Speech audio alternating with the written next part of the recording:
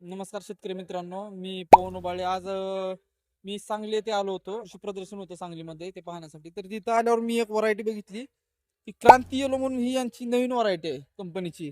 तर बघू शकता झाडाची उंची सरासरी 3 ते 3.5 फुटापर्यंत आहे.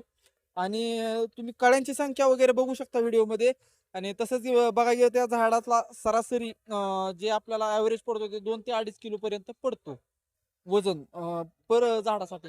आणि याचा कॉम्पॅक्ट किपिंग क्वालिटी ही बघू शकता मित्रांनो आपण फुलाची एकदम मस्त आहे.